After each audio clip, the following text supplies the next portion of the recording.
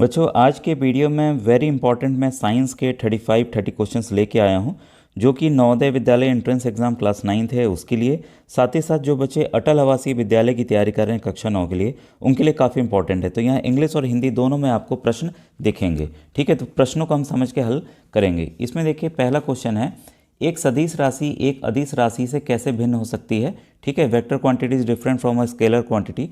तो बच्चों चारों ऑप्शन आप ध्यान से पढ़ लेंगे तो ये आंसर आएगा, सदिश राशि में परिणाम और दिशा दोनों होता है। ठीक है, तो यहाँ पर जो वेक्टर क्वांटिटी होती है उसमें मैग्नीट्यूड भी होता है, साथ में डायरेक्शन भी होता है। तो एग्जाम्पल के तौर पर स्पीड आपका क्या है, एक स्केलर क्वांटिटी है, और वेलोसिटी जिसमें हम लोग मीटर पर सेकंड दोनों की यूनिट है, इसमें डायरेक्शन भी होता है, तो ये एक वेक्टर क्वांटिटी है। ठीक है, तो इस तरह से आप और भी एग्जांपल्स को याद कर लीजिएगा। इसके बाद है, वह कौन सा बल है जो किसी द्रव में किसी वस्तु की गति का विरोध करता है। ठीक है, what is the force that opposes the motion of a object in a liquid. तो वो है बच्चों घर्षण बल यानी कि फ्रिक्शनल फोर्स। ठीक है, किस स्थिति में स्थैतिक घर्षण सबसे बड़ा होगा। देखिए फ्रिक्शन के 3 फ्रिक्शन होते हैं, रोलिंग फ्रिक्शन, स्टैटिक फ्रिक्शन और आपका स्लाइडिंग फ्रिक्शन। तो ये तीनों पे बच्चों प्रश्न आते ही आते हैं और काफ़ी वीडियोस मैंने बताए हुए हैं। तो जो भी बच्चे देखना चाहते हैं, जैसा आप जानते हैं NMMS का भी एग्ज़ाम जो है क्लास 8th के ही बच्चे देते हैं और आप भी 8th में ही हैं, तो इसके साइंस और मैथ्स के अगर वीडियोज़ देख लेंगे तो आपकी काफ़ी बच्चों तैयारी हो जाएगी। तो ऑप्शन नंबर 3 का जो सही आंसर है वो है खुरदरी सतह पर रखा एक भारी बक्सा। बच्चों एक इंपॉर्टेंट अपडेट है, जो भी बच्चे SC कास्ट के हैं, अनुसूचित जाति वर्ग के हैं, उनके लिए श्रेष्ठा का फॉर्म जो है वो आने वाला है, तो आप उसको जरूर भरिए। बेहतरीन योजना है। तो 3000 बच्चे चुने जाते हैं जो कि फ्री CBSE के जो प्राइवेट स्कूल हैं जिसमें 3 से 4 लाख रुपए साल के लगते हैं, रहना खाना पीना सब फ्री होता है, तो ये बच्चे इसमें सेलेक्ट होकर पढ़ेंगे। इसके बाद है, निम्नलिखित में से कौन सी सतह सबसे अधिक नियमित प्रतिबिंब उत्पन्न करेगी। ठीक है, तो काफ़ी इंपॉर्टेंट है, चिकनी और पॉलिश की हुई सतह यानी कि स्मूथ एंड पॉलिश्ड सरफेस। इसके बाद है नेक्स्ट क्वेश्चन, 1 लीटर वर्ग क्षेत्र में 800 न्यूटन की बल लगाई जाती है तो क्षेत्र का दाब कितना होगा। ठीक है, तो ये मैंने इसको pressure is equal to force upon area होता है। ठीक है, तो उस फॉर्मूला के आप हल करेंगे तो ये आपका जो आंसर आएगा ऑप्शन नंबर 1, 400 न्यूटन प्रति मीटर। ठीक है, इसके बाद है क्वेश्चन नंबर 6, एक बड़े क्षेत्र पर लगाने से दाब का मान किस प्रकार परिवर्तित होता है। ठीक है, तो वही है कि आप pressure is equal to force upon area. ठीक है, एरिया घटेगा तो क्षेत्र ये प्रेशर बढ़ेगा, और ये एरिया बढ़ेगा तो प्रेशर घटेगा, तो ये इन्वर्सली प्रोपोर्शनल है, आप जान रहे हैं। तो क्वेश्चन नंबर 6 का जो सही आंसर है वो है घट जाता है। जब एक प्रकार की किरण किसी दर्पण पर 25 डिग्री के कोण पर पड़ती है तो प्रतिबिंब का कोण क्या होगा। व्हेन ए रे strikes a mirror with an angle of incidence. अब देखिए इसमें कई बच्चे कंफ्यूज होते हैं, इसमें साफ साफ कहा है कि जो एंगल ऑफ इंसिडेंस है वो कितना है, 25 डिग्री है। कई बार देखिए बोलता है कि दर्पण के साथ जब इतना कहीं बना रहा है तब ये प्रश्न बदल जाता है। ठीक है, तो यहाँ पर एंगल ऑफ रिफ्लेक्शन भी उतना ही होगा क्योंकि angle I is equal to angle R होता है, ये आपको पता है। ठीक है, तो इसका जो आंसर होगा 7 का 3 होगा बच्चों।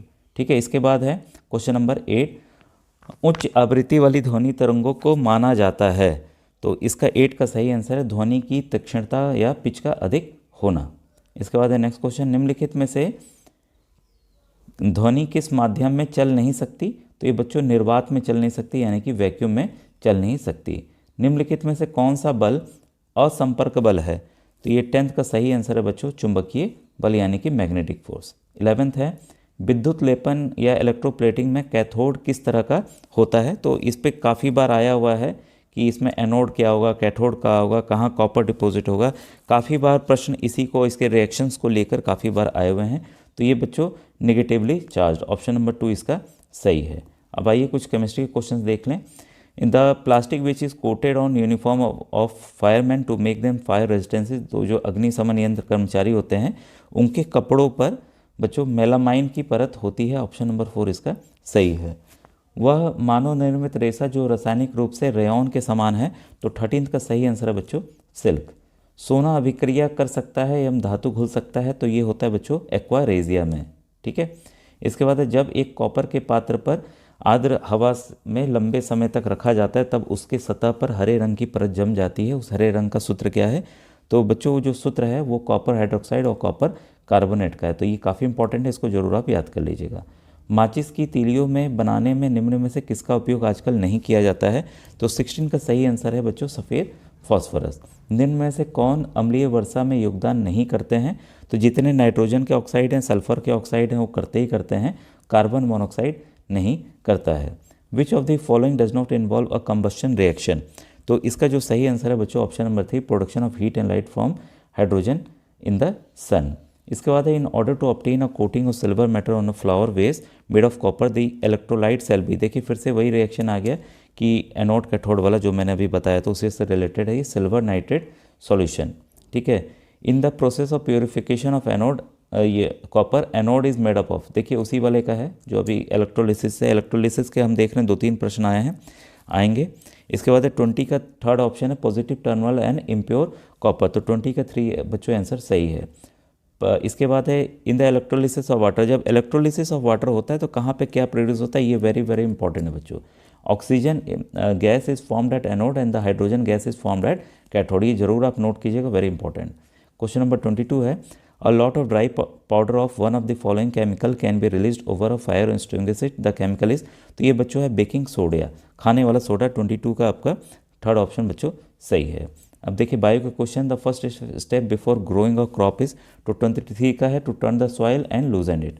Micro organism are classified into, सूक्ष्म जीवों को वर्गीकृत किया गया है, तो इनको आप 24 का 4 प्रमुख मेजर ग्रुप्स में किया गया है। निम्नलिखित में से कौन क्षय रोग के लिए रोग कारक सूक्ष्म जीव है? तो है बच्चों जीवाणु यानी कि बैक्टीरिया। किस तापमान पर दूध को पाश्चुरीकृत किया जाता है? पेस्चुराइजेशन पे बराबर प्रश्न आते हैं, बार बार आएंगे, तो ऑप्शन नंबर 70 बच्चों इसका 70 डिग्री सही है। किस राज्य में बेतला नेशनल पार्क है? तो 27 का बच्चों 1 आंसर सही है, झारखंड। इसके बाद है वैसी अवस्था जिसमें माँ के गर्भाशय के सभी अंग पहचाने जा सकते हैं कहलाता है, तो 28 का सही आंसर है ऑप्शन नंबर 2 भ्रूण। ठीक है। Fertilisation take place in human, तो फर्टिलाइजेशन कहाँ होता है? तो फर्टिलाइजेशन बच्चों अंडवाहिनी में होता है, ये इंग्लिश के ऊपर नीचे हैं, इस हिंदी को देखिएगा इसमें। इसके बाद है स्त्री प्रजनन तंत्र के अंगों का सही क्रम है, तो जो 30 का सही आंसर है बच्चों सेकंड ऑप्शन है। कोशिका के किस भाग में गुणसूत्र पाया जाता है?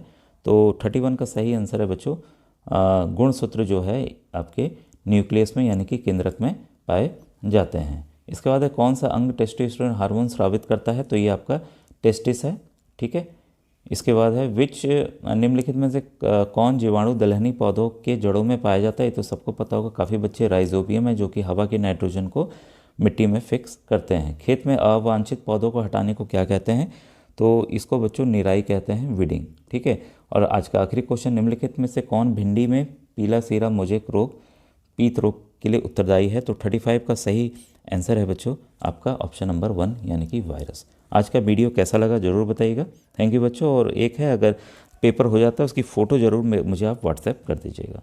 मेरा व्हाट्सएप नंबर है 8765470705 पर।